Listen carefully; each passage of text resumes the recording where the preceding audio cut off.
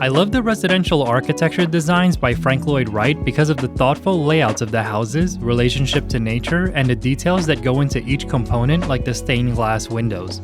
Today, we're designing and laser cutting a candle box inspired by the stained glass window designs of Frank Lloyd Wright. To design this project, I use a software called Rhinoceros and start with the previous file that I designed for this Japanese tea light candle box. It has all the proportions and typical dimensions that I can use to speed up this design.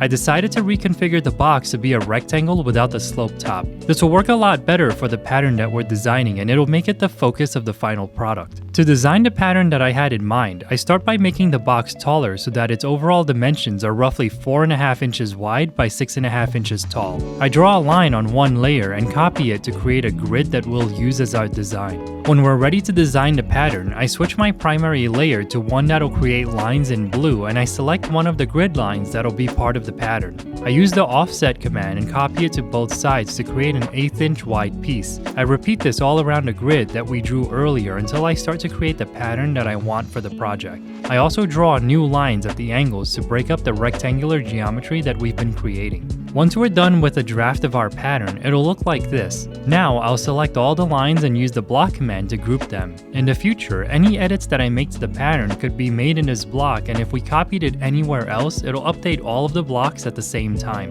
You can see that I'm only designing one half of the pattern and leaving the other side empty. We'll mirror the block that we created over the center line to finish our pattern.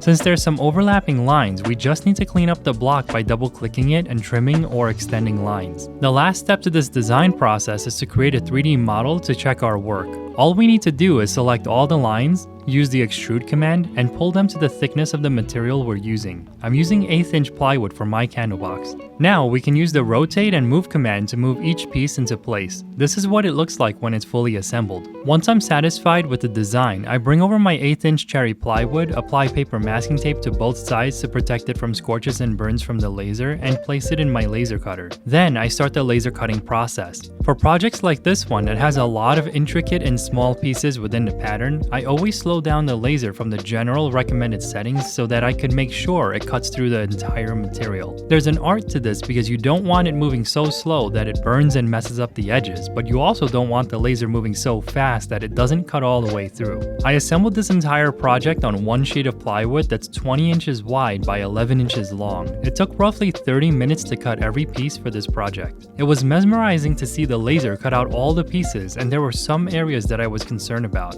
I thought all the lines that were 1/16 of an inch wide would be too thin, which would lead to them snapping. But all of them came out clean and didn't break or deform.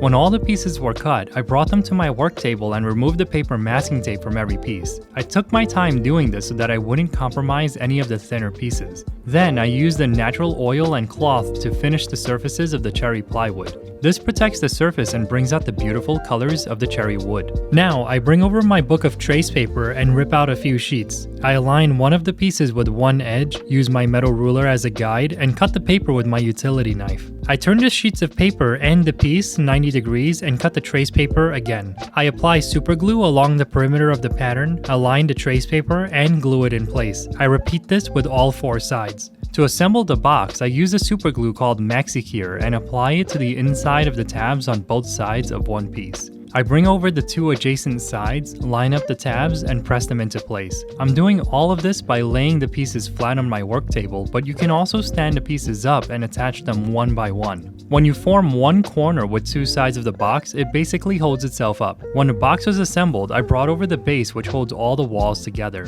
I aligned the bottom tabs with the slots in the base and pressed down to attach them together.